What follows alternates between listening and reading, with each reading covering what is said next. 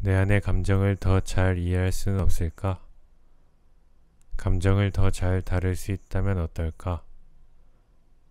감정을 억누르거나 판단하지 않고 있는 그대로 받아들일 수 있다면 마음이 더 편해지지 않을까? 안녕하세요. 따뜻한 책방입니다. 오늘은 감정의 본질에는 무엇이 있는지, 감정이 우리에게 실제로 어떤 영향을 미치는지, 또 우리가 감정을 좀 더 침착하게 다룰 수 있는 방법은 무엇인지에 대해 쓴 감정이라는 세계라는 책을 읽어드리려 합니다. 이 책에는 10가지 감정을 탐구했습니다. 두려움, 사랑, 지루함, 분노, 배고픔, 자기자비, 애도, 인내심, 열정, 만족감. 글이 잘 읽히고 내용도 그렇게 어렵지 않아 재밌게 읽었습니다. 여러분들도 이 책 한번 읽어보시면 되게 좋을 것 같습니다. 제가 읽어드릴 파트는 사랑 파트인데요. 그럼 바로 사랑 파트부터 읽어드리도록 하겠습니다.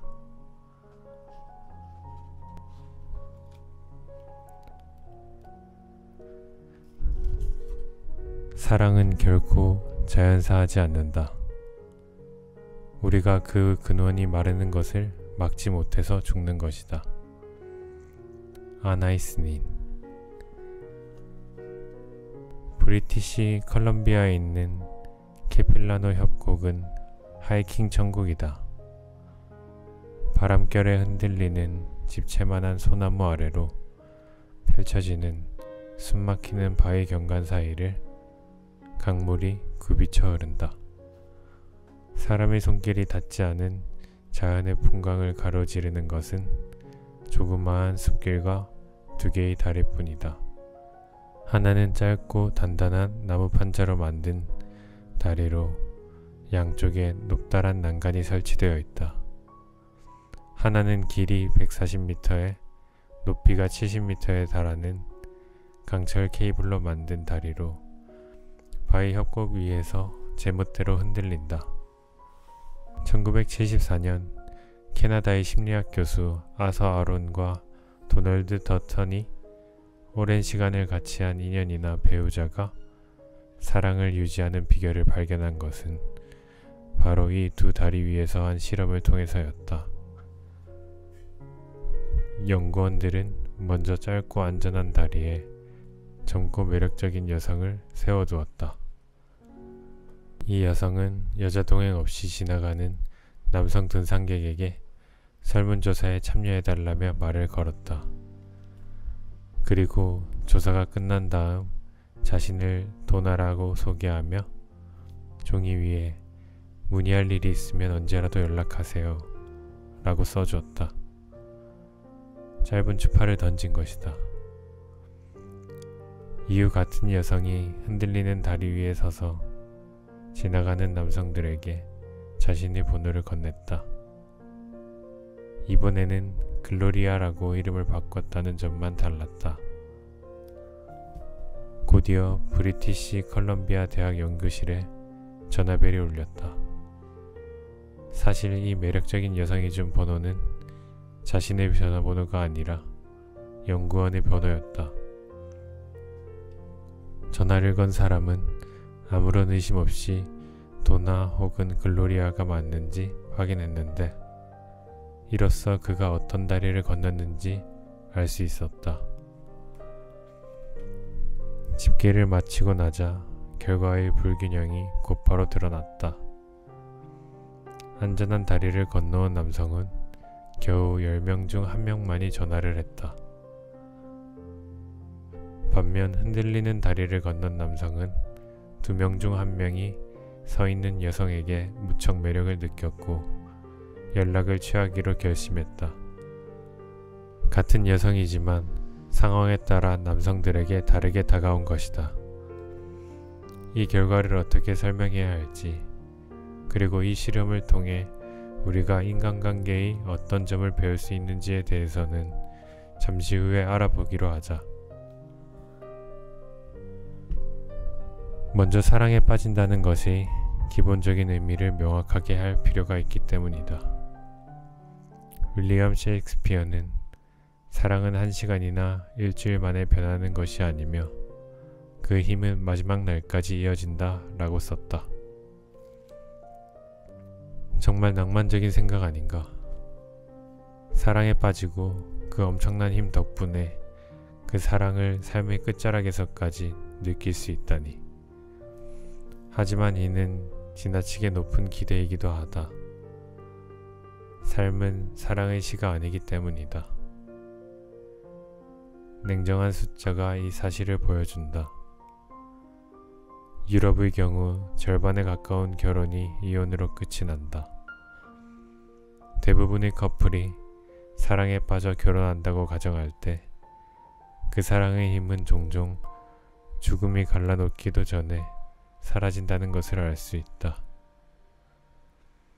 결혼 서약이 있든 없든 낭만적인 사랑의 시작에 내재된 욕망과 갈망, 마법의 순간은 어느새 일상과 친숙함의 자리를 내주지 않던가. 나비가 뱃속에서 날개를 요동치는 순간 천일의 저녁을 같이 보내고 난 후가 아니라 처음으로 둘이 같이 해질녘을 맞이한 순간이 아니던가.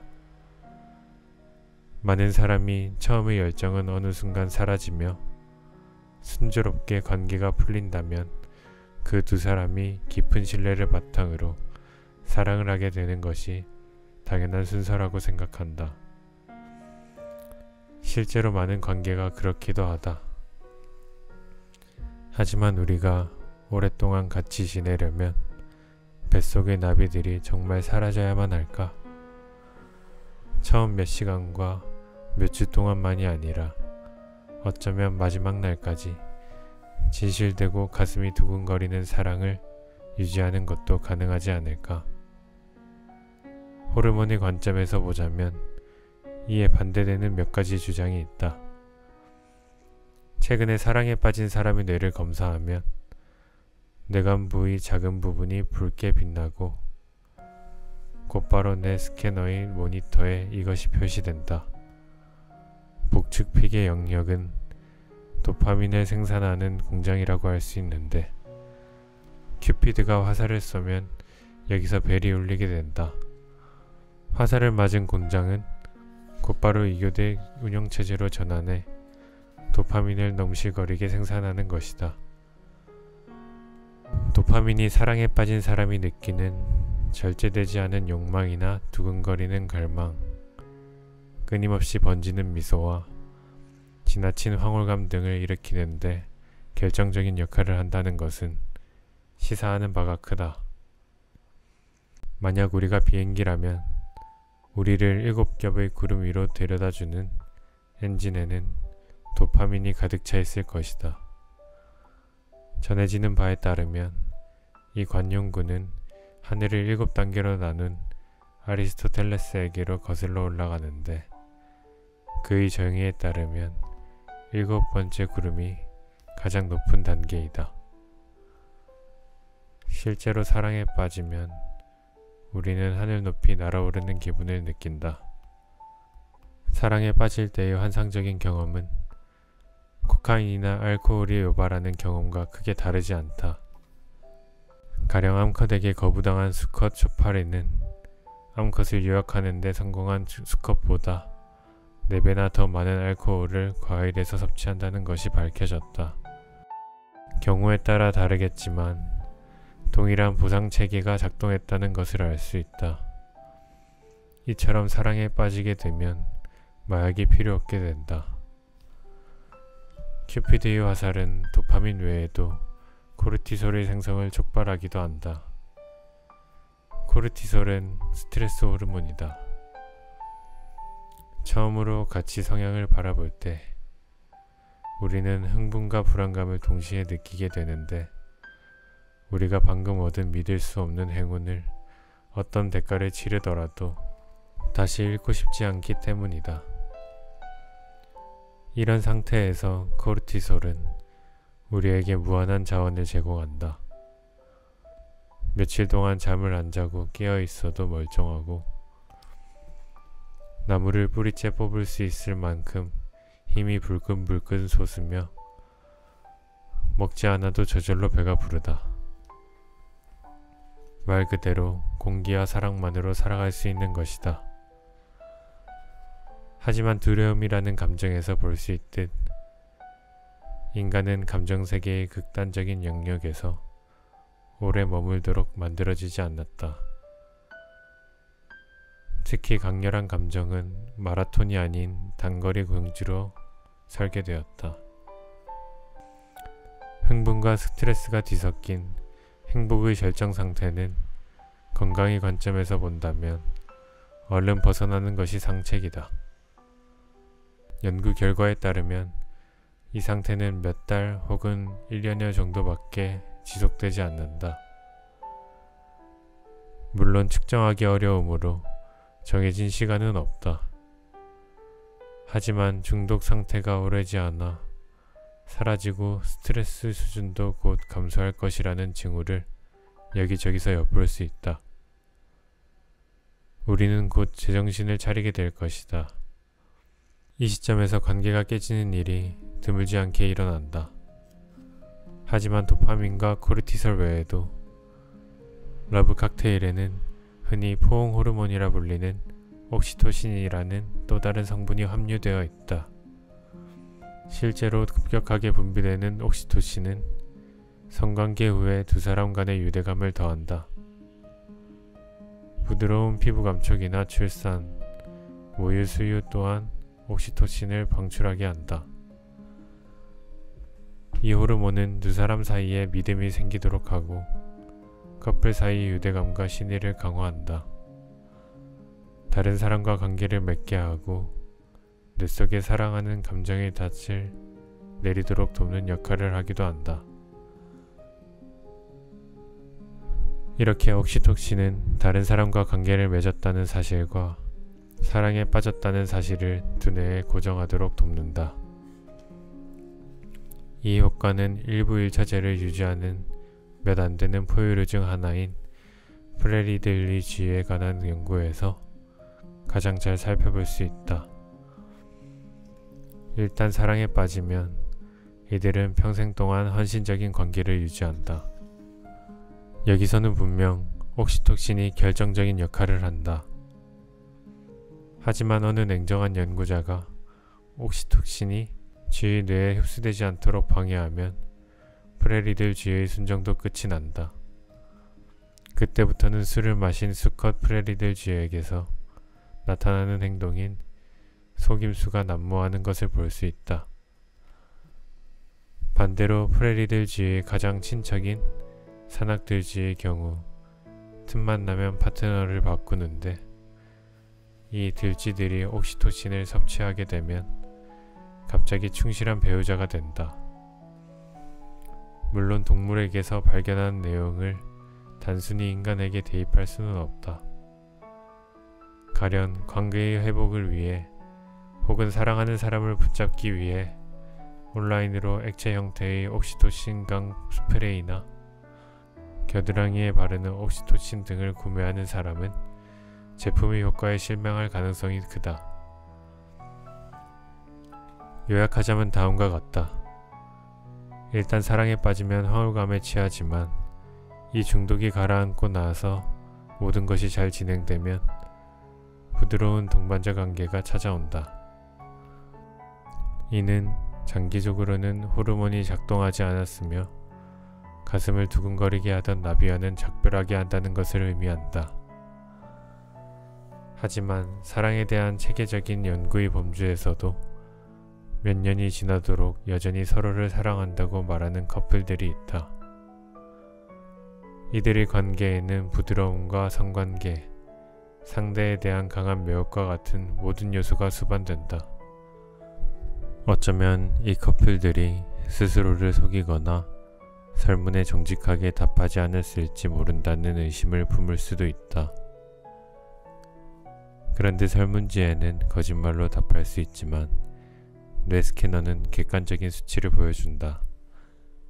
2012년에 미국의 인류학자 헬렌 피셔가 이끄는 연구팀은 평균 20년 이상의 세월을 함께 보낸 커플들의 뇌를 관찰했다. 연구원들은 이 커플들에게 사랑하는 사람의 사진을 보여주었는데 그 즉시 명령을 받은 듯 이들의 뇌에서 도파민이 생성되기 시작했다.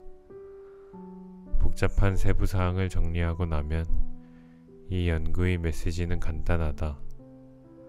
사진 한 장만으로 막 사랑에 빠진 사람과 마찬가지로 오랜 연인이나 부부의 뇌의 영역이 활성화되기 시작했다는 것이다. 헬렌 피셔는 단 한 가지 다른 점이 있다고 말한다. 새로 사랑에 빠진 사람들의 뇌에서는 두려움과 관련된 뇌 영역이 활발히 움직였다. 하지만 오랜 연인이나 부부의 같은 뇌의 영역은 고요하기만 했다. 대신 긴장을 풀고 고통을 완화시키는 대뇌 영역이 활성화되었다. 우리는 연구실에서 수십 년 동안 관계를 유지해 오면서 여전히 서로를 사랑한다고 말하는 50에서 60대의 사람을 많이 만났답니다. 라고 연구원은 말했다. 누구도 그것이 가능할 거라 생각하지 않았다고 연구원은 덧붙였다. 하지만 뇌 스캐너는 이들이 거짓말하는 것도 스스로를 속이는 것도 아니라는 사실을 보여주었다. 과학은 스트레스를 발산하는 끊임없는 황홀경과도 같은 초기 열병이 수십 년 동안 지속된다고. 20년이 지난 후에도 여전히 처음 키스했을 때와 똑같은 느낌을 받을 거라고 말하지 않는다. 그것이 가능하다고 보지도 않는다. 사람은 변하며 감정이나 세상을 인식하는 방식도 변하기 나름이다. 그럼에도 20년이나 관계를 유지하고 나서도 사랑하는 사람을 보기만 하면 보상의 감정이 넘쳐나는 사람들이 존재하기는 한다. 물론 이 같은 긍정적인 현상에 대한 특효약은 없다. 우리 인간들은 삶의 방식도 사랑의 방식도 너무나 다르기 때문이다. 그러나 심리학에는 과학적 지식을 포괄하는 동시에 무엇이 중요한지를 멋지게 보여주는 개념이 하나 있다. 이 개념은 아서 아론 교수와 그의 아내 일레인 아론에 의해 개발되었다. 아론 교수와 이야기를 나누면서 내가 가장 알고 싶었던 것은 그가 자신의 아내를 사랑한 지 얼마나 오래되었는가였다.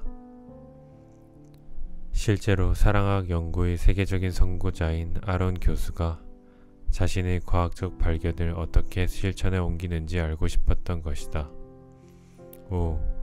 겨우 50년밖에 되지 않았어요. 더없이 만족스러운 미소를 지으며 아론 교수가 말했다. 그러면서 아내와의 관계가 그가 지금까지 얻은 것 중 가장 가치 있다고 단언했다. 얼마 후 일레인과도 이야기를 나누었는데 그녀는 자신의 남편이 자기가 아는 사람 중에서 가장 자상한 사람이라며 극찬했다. 일레인의 눈에서도 어떠한 의심의 여지도 없는 광채가 났다. 나는 지금까지도 두 사람이 여전히 서로를 깊이 사랑하고 있다고 확신했다. 그걸 감지하는 데는 뇌 스캐너가 필요하지 않았다. 두 사람 사이에는 신뢰와 동반자 관계만 있는 것이 아니었다. 아론 교수의 얼마 남지 않은 머리칼은 하얗게 센지 오래지만 이들의 마음속에서는 여전히 나비가 펄럭거리고 있었다. 이들은 분명히 자신들이 만든 소위 자기 확장 모델에서 힘을 얻고 있는 것 같았다. 이 모델은 우리가 관계를 통해서 장기적으로 자기 자신을 확장해 나간다면서 그 사랑이 유지될 수 있다고 가정한다. 그 배경을 이해하려면 심리학의 기반을 둔 두 가지 기본적인 가정을 먼저 이해해야 한다. 첫 번째는 우리 모두가 일하고 싶어 한다는 것이다. 인간의 필요를 피라미드 모양으로 그린다면 맨 아래에는 음식과 옷, 거주지가 들어갈 것이다. 우리에게는 기본적으로 지분과 먹을 것이 필요하다. 피라미드의 꼭대기에는 삶의 변화를 주고 싶은 우리의 욕구가 자리하고 있다. 우리 모두는 삶에 어떤 영향을 미치고 싶어 한다. 이러한 욕구는 우리 안에 깊숙이 자리 잡고 있다. 대부분의 아기는 줄을 당겨 요람의 장난감이 흔들리기 시작할 때부터 이미 순수한 기쁨의 표정을 짓는다. 어린 시절 우리는 모래성을 쌓고 허물기를 반복한다. 청춘을 지나면서는 어디까지 갈 수 있는지 보려고 한계에 도전한다. 이후에 직업을 구할 때도 구급대원이 되어 생명을 구하거나 기술자가 되어 현수교를 건설하고자 한다. 집에서는 채소밭을 가꾸고 요리와 피아노를 배우며 다음 휴가를 위해 밴을 수리한다. 일이 얼마나 중요한지는 일을 할 수 없을 때 분명해진다. 노인들은 더 이상 할 일이 없을 때면 말 그대로 죽음에 이르고, 젊은 사람들은 능력을 개발할 수 있는 기회를 빼앗기면 공격적으로 변한다. 모든 사람이 세상을 바꾸고 싶어 하는 것은 아니다. 어떤 사람은 그저 소소하게나마 무언가를 시작하는 것만으로 충분하다. 강렬하건 소소하건 우리 안에 자리한 일에 대한 열의와 그 후의 만족감은 죽을 때까지 우리에게 필요하다. 우리는 진화하고 발전하고 목표를 달성하기를 원하며 이를 성취하기 위해 다른 사람들과 관계를 맺는다. 이를 바탕으로 두 번째 기본 가정에 대해 알아보고자 한다. 우리는 사회적 존재다. 다른 사람들과 접촉하지 않으면 인간은 태어나서 생존할 수 없다. 처음부터 우리는 관계에 의존한다. 다른 사람들을 통해서 삶이 가능하다는 사실을 일찌감치 알아차린다. 당신이 반에서 가장 인기 있는 친구와 친하게 지내는 것과 컴퓨터 노드와 친하게 지내는 것에는 큰 차이가 있다. 이는 단지 외부적인 영향뿐 아니라 내면에도 영향을 미친다. 관계는 우리에게 그전에는 들어가 보지 못했던 새로운 세상을 열어주며 이를 통해 우리는 성장한다. 우리는 언제나 타인과의 연결고리를 통해 자신을 정의한다. 아이들이 노는 모습은 우리에게 커다란 만족감을 준다. 친한 친구가 축구 경기에서 이기면 관중석에서 지켜보는 나도 같이 승리한 듯 기쁘다. 인맥이 넓으면 신속하고 쉽게 도움을 얻을 수 있다는 점에서 이로운 점이 많다. 간단히 말해서 타인과의 연결을 통해 우리는 일의 수행 능력을 높일 수 있다. 로맨서에서 이는 무엇을 의미할까? 자기 자신을 여러 장단점과 아이디어, 유머와 재능, 욕망과 외모를 두루 갖춘 하나의 원이라고 상상해보자. 사랑에 빠지면 우리는 상대와 특별한 유대감을 갖게 된다. 두 명의 자아는 어느 정도는 우리가 된다. 이런 식으로 한 사람의 일부가 다른 사람의 구성 요소에 속하게 된다. 두 원이 겹칠 때 한쪽 원에만 지나치게 약점이 많지만 않는다면 각자 얻는 부분이 있을 테고 서로 성장을 하게 될 것이다. 이는 과학적으로도 증명된다. 우리는 새롭게 사랑에 빠지는 순간 자신도 모르게 솟구치는 강렬한 힘을 경험한다. 캘리포니아 대학의 학생 수백 명을 대상으로 한 장기 연구에서 연구자들은 학생들에게 매주 다음과 같은 질문을 던졌다. 오늘 당신은 누구입니까? 사랑에 빠진 학생들은 지난주와는 매우 다른 답을 했다. 이들은 자신을 묘사하기 위해 상당히 많은 종류의 단어를 사용했고 자존감이 올라갔으며 무엇보다 더 많은 자기 호용성을 보였다. 저의 내면은 성장했습니다. 제 자신이 좀 더 나은 사람이 된 것 같고 무엇보다도 예전보다 더 많은 일을 하고 있다는 생각이 들어요. 사랑에 빠진 참가자가 한 대답이 핵심을 요약해준다. 사랑에 빠지는 것은 말 그대로 자아의 동그라미 반경이 넓어지는 것이다. 초점을 좁히고 날카롭게 하는 두려움이라는 감정과 사랑은 반대로 작용한다. 사랑은 우리를 열어주고 다른 사람을 자신 안으로 끌어들임으로써 우리를 더 크게 만들어준다. 자신을 확장하고 싶어하는 것을 굳이 자기중심적이라 할 수는 없겠지만 이에 그친다면 재미없어 보이는 것도 사실이다. 하지만 욕구의 피라미드를 들여다보자. 사랑하는 사람의 도움을 받아 탑을 쌓아 올릴 때 관계는 매우 중요한 부분이 된다. 더군다나 상대의 원의 일부가 나의 원과 겹치면서 상대의 행복도 내게 무척 의미심장해진다.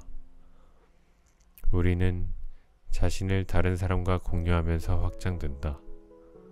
사랑이란 이기적인 자아를 풍선처럼 부풀리는 게 아니라 식물처럼 서로의 존재를 통해 성장하도록 돕는 것이다. 더 나아지기 위해 자기 최적화를 쫓는 게 아니라 함께 성장하고 발전하게 하는 동력이다. 이 상태를 과학적으로 들여다보기 위해 7쌍의 원을 사용해 연구를 진행했다. 서로 멀게만 느껴지고 공통점이 없는 두 사람은 그림의 첫 번째 원을 선택한다. 사랑이라고는 찾아볼 수 없는 그림. 두 원 모두 각자 따로 서 있다. 하지만 두 사람이 서로 연결되어 있다고 느낄 때 서로 겹치는 원의 모양 중 하나로 관계를 설명할 수 있게 된다.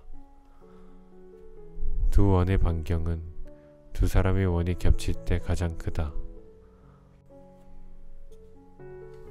이는 캘리포니아 대학의 장기 연구에서 얻은 통찰과도 일맥상통한다. 우리는 타인과 연결되는 순간 스스로 더 커진다. 새로운 관계가 시작될 때 많은 것을 새로 얻게 되는 게 당연한 이치다. 하지만 몇 년이 지난 후 이 자기확장 모델에서 우리가 기대할 수 있는 것은 무엇일까? 시간이 지나면서 우리는 점점 더 서로를 알게 되고 무엇이 그를 웃게 하는지, 그녀가 어떤 피자 토핑을 싫어하는지, 어떤 영화를 보고 눈물을 흘리는지 알게 된다. 그 정도가 심해져 서로 완전히 하나가 되어버리는 사람들도 있다. 이에 대해 실험해 보기 위해 수년 동안 파트너와 관계를 유지하고 있는 실험 대상자들에게 자신에게 해당되는 특성과 파트너에게 해당되는 특성을 구분해 표시하도록 요청했다. 일주일 후 모든 참가자에게 모니터로 여러 종류의 성격을 나타내는 형용사의 목록을 보여주고 자신의 성격에 해당하는 항목에 체크하도록 요청했다. 첫 번째 설문에서는 자신과 파트너에게 동시에 해당되는 성격을 선택하도록 했는데 이때가 가장 반응이 빨랐다. 하지만 자신에게 해당되는 특성을 선택해야 될 때가 오자 약간 뜸을 들이는 모습을 보였다. 단 몇 초의 시간일지라도 우리의 뇌가 정말로 사랑에 빠져 다른 사람과 연결되었다고 느끼게 되면 두 개의 자아원을 분리시키기 위해서 더 오래 계산해야만 한다. 이것은 나인가 아니면 내가 사랑하는 사람인가를 분간하기 위해 뇌는 상당히 오랜 시간을 필요로 한다. 이 하나됨은 심지어 몸의 반응에서도 드러난다. 2010년 대만의 한 연구팀은 사랑은 아프다라는 제목의 연구를 발표했다. 뇌스캔 실험에서 우리는 사랑하는 파트너의 손가락이 어딘가에 끼거나 책상 다리에 발가락을 찧었을 때 말 그대로 같이 아파한다는 것을 보았다. 이 공감의 반응은 특히 자아가 광범위하게 겹치는 원을 선택한 연인이나 부부에게 더 강하게 나타났다. 다행히도 우리는 고통만 덤으로 느끼지 않는다. 실험에서 불쾌한 전기 충격을 받은 아내는 남편의 손을 잡을 때 낯선 사람의 손을 잡는 것보다 고통을 덜 느낀다. 고통은 나누면 반이 된다. 동그라미가 서로 겹친다는 것은 그런 의미라고 볼 수 있다. 서로를 영원히 사랑하는 사람들의 비밀. 자기 확장 모델은 사랑에 대한 많은 이론 중 하나다. 나는 복잡한 주제를 포괄적인 방법으로 제시하고 싶지 않고 그럴 수도 없다. 하지만 자신을 확장하기 위해 사랑에 빠지겠다고 생각한다면 오랜 시간 사랑을 유지하기 위해 치러야 하는 대가가 무엇인지 알아야 한다. 처음에는 모든 것이 쉽다. 호르몬이 당신을 흥분시킬 것이고 상대방과의 새로운 경험으로부터 당신도 커다란 에너지를 얻을 것이다. 시간이 지나면서 서로를 점점 더 잘 알게 되고 관계가 지속되면서 두 개의 원은 계속해서 합쳐지고 커진다. 물론 시작할 때처럼 빠르게 진행되지는 않겠지만 여전히 얻는 것이 많고 행복하다는 것을 느낄 수 있다. 하지만 자기 확장이 멈춘다면 그때부터 상황은 위기에 처하게 된다. 두 사람의 관계에 발전이 없고 점점 멀어져가는 커플의 경우 두 원은 서로 멀어지기 시작한다. 이 단계에서 어떤 커플은 이별을 하거나 소닭 보듯 나란히 따로 살아간다. 같이 있으면서도 외로움을 느낄 때 그 결과는 종종 비극으로 치닫게 된다. 자기 확장 모델에 따르면 우리는 두 개의 자아가 더 발전할 때만 오랫동안 관계를 유지할 수 있다. 이것이 어떻게 작동하는지 이해하기 위해 케필라노 협곡의 흔들리는 다리로 돌아가 보자. 아서 아론과 도널드 더튼이 여기서 발견한 것은 흥분되는 상황이 사람을 보다 감정적으로 수용적인 상태가 되게 한다는 사실이다. 남자들의 뇌는 흔들리는 다리 위에서 느낀 스릴과 긴장감을 다리 때문이 아닌 젊은 여자와의 만남 덕분이라고 받아들였다. 이 효과는 다소 밋밋한 나무 다리 위에서는 발생하지 않았다. 안전한 다리에서 남자들은 특별히 예민한 상태에 놓이지 않았다.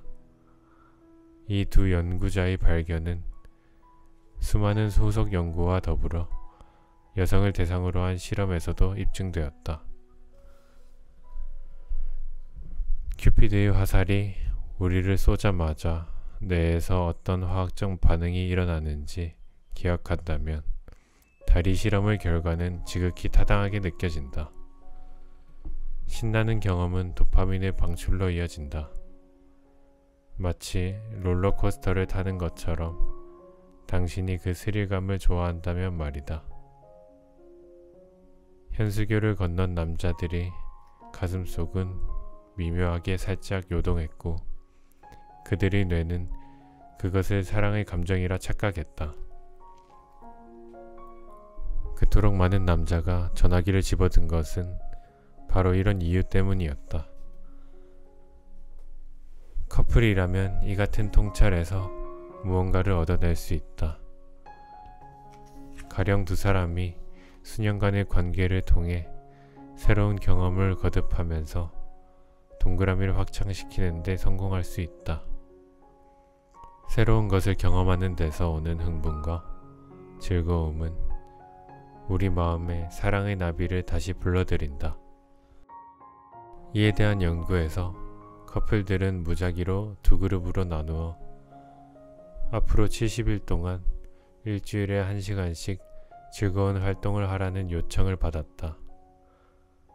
한 그룹에 속한 커플들은 무의식적으로 흥미진진하다고 여길 무언가를 생각해내야 했다. 반면 대조그룹의 커플들은 즐겁기는 하지만 흥분되지는 않는 것, 영화를 보거나 교회에 가는 일을 해야 했다.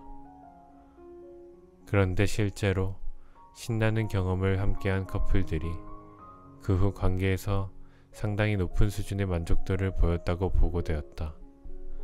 콘서트나 극장 가기, 스키나 등산, 댄스 활동 등 이들이 선택한 활동은 큰 모험은 아니었지만 소파에서 드라마를 보는 것보다는 더 흥미진진했다. 그저 가끔씩 정기적으로 안전지역을 벗어나는 것만으로도 괜찮다. 탱고 선생님의 댄스 스텝을 흉내내거나 흔들리는 현수교 위를 걸어서 등산을 하기만 해도 우리의 뇌는 거기서 오는 흥분을 가슴 설레는 나비의 귀환으로 해석한다. 그러니 케필라노 협곡에 있는 다리는 어떤 경우에라도 방문할 가치가 있는 것이다. 우리의 일과를 방해하는 신나는 경험과는 별개로 서로의 자아를 확장시키는 일상생활에서의 작은 제스처도 있다. 몇 년 전 연구원 존 코트먼과 로버트 레번스는 워싱턴 대학 캠퍼스의 건물을 사랑학 연구를 위한 조그마한 호텔로 개조하고 신혼부부들을 초대해 그곳에서 24시간을 보내도록 했다. 6년 후 연구자들은 이 커플들에게 다시 연락해 어떤 커플이 헤어지고 어떤 커플이 여전히 관계를 유지하는지 조사했다. 이 평가는 부부들의 행동을 바탕으로 관계의 진행 과정을 놀랍도록 정확하게 예측할 수 있다는 것을 보여줬다. 관찰 기간 동안 연구원들은 각 커플이 상대의 제안에 매우 다른 반응을 보인다는 것을 발견했다. 예를 들어서 새에 관심이 많은 올레는 라일라와 함께 호텔방의 작은 발코니에서 아침을 먹으며 새가 지저귀는 소리를 들었다. 저건 울새 같은데 들어봐. 그는 흥분해서 외치며 자신의 관심사에 응답해줄 상대의 반응을 기다렸다. 올레의 아내 라일라가 보일 수 있는 반응은 여러 가지다. 그가 어떻게 새소리를 알아듣는지 적극적으로 물어볼 수도 있고, 신문에서 고개를 들지 않고 응 이라고 대답할 수도 있다. 이 같은 순간에 두 사람이 서로를 어떻게 대하는지를 보면 깊은 통찰을 얻을 수 있다. 사랑학 연구소에 머무른 지 6년 만에 결별한 부부의 경우 평균적으로 3번의 제안에 1번 정도만 반응을 보였다. 이와는 대조적으로 관계를 유지한 커플의 경우 평균 86%의 반응을 보였다. 당신은 새에 전혀 신경을 쓰지 않을 수도 있지만 함께 사는 사람에게 새는 중요한 존재다. 울음소리로 울새를 구분하는 것은 그의 특기이기도 한 것이다. 우리가 일상에서 그리 중요하지 않아 보이는 상대의 제안에 응답하기 위해 노력할 때 우리는 서로에게 힘을 보태고 같은 주제를 공유할 수 있게 된다. 이것이 작은 규모지만 자기 확장과 더불어 두 사람이 영원한 사랑을 유지할 수 있는 비결 중 하나다. 이와 관련해서는 5대1 법칙도 유용하다. 사실 다툼 없는 사랑이란 없다. 치약 뚜껑을 쓰고 닫지 않는 문제나 싱크대에 접시를 쌓아두는 문제, 성관계를 얼마나 자주 하느냐의 문제 등에는 언제나 의견 불일치가 있기 마련이다. 5대1 법칙이란 하나의 부정적인 상호작용을 상쇄하기 위해 5배의 긍정적인 상호작용이 필요하다는 것이다. 간단히 말해 우리가 사랑하는 사람과 한번 부정적으로 부딪힌 일이 있다면 그 경험을 보상하기 위해 5번은 좋은 시간을 가져야 한다는 것이다. 여기서 두려움에 대해 알고 있는 요소가 우리에게 도움이 된다. 우리의 뇌는 부정적인 측면에 특히 민감하게 반응한다. 그것을 감지하게 되면 뇌 안의 경고음이 빠르게 울린다. 반면에 긍정적인 것은 너무 쉽게 받아들이거나 심지어 간과하기도 한다. 5대1의 불평등한 비율이 필요한 것은 바로 이런 이유 때문이다. 오랫동안 사랑을 유지해온 커플 또한 종종 말다툼을 한다. 하지만 베개가 날아다니는 싸움을 하더라도 나중에 평균보다 훨씬 더 많이 상호작용을 하는 것으로 관계를 이어나간다. 상호작용은 호응일 수도 있고 서로를 정말로 짜증나게 하는 열띤 토론이나 논쟁을 두고 한바탕 즐겁게 웃음을 터뜨릴 수 있는 일일 수도 있다. 자기 확장에는 건설적인 분위기가 필요하다. 부정적 반응 후에 필요한 긍정적 반응이 정확하게 5개인지 3개인지는 중요하지 않다. 부정적 상호작용과 균형을 이루려면 훨씬 더 많은 긍정적 상호작용이 필요하다는 법칙이 중요한 것이다. 긍정적인 작은 반응이 거듭 모여서 전체적인 변화를 만든다. 하지만 사랑을 유지하기 위한 열쇠는 단지 함께하는 것만은 아니다. 우리 모두는 각자 홀로 성장할 수 있다. 아무리 서로 겹치는 삶을 살아간다 해도 사랑을 유지하는 우리는 언제나 2개의 나로 이루어져 있다. 사랑 안에서 산다는 것은 함께하는 것과 혼자 있는 것 사이의 균형을 유지하는 것이다. 거의 배타적으로 살면서 별도의 행동은 웬만하면 하지 않는 커플도 있다.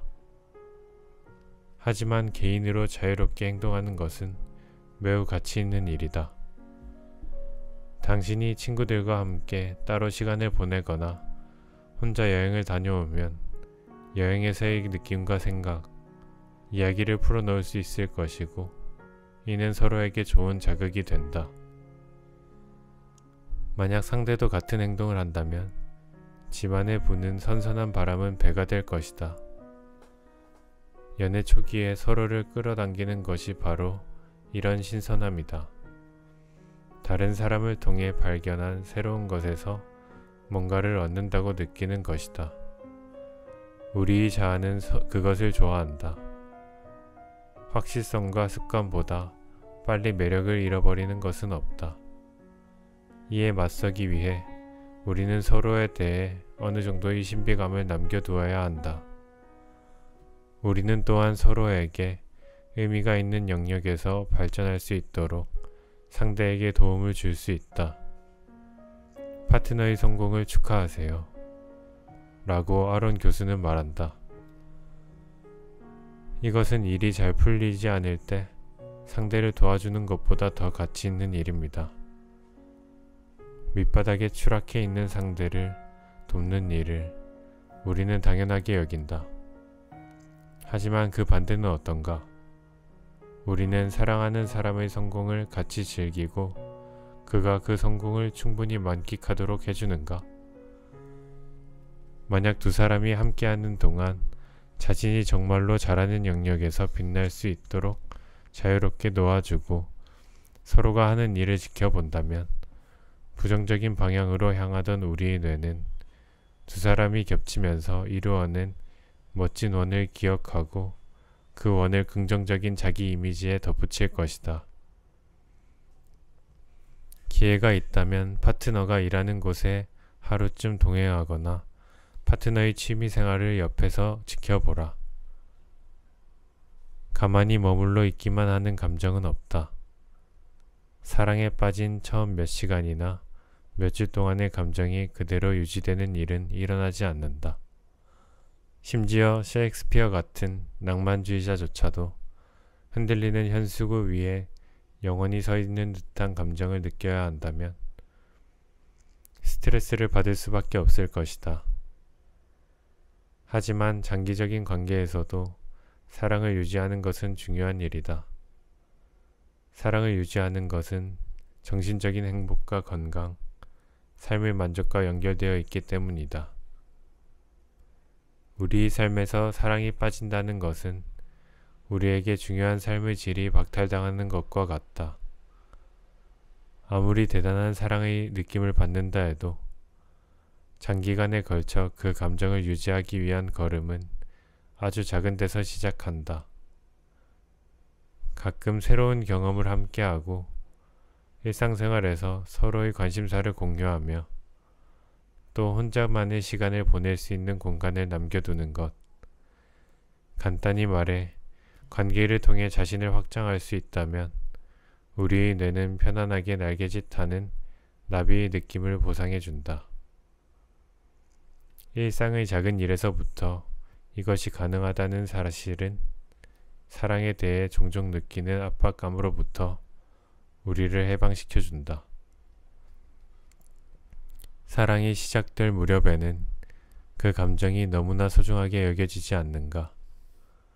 그러므로 불평하지 말고 사랑의 감정을 유지하기 위해 노력해야 한다.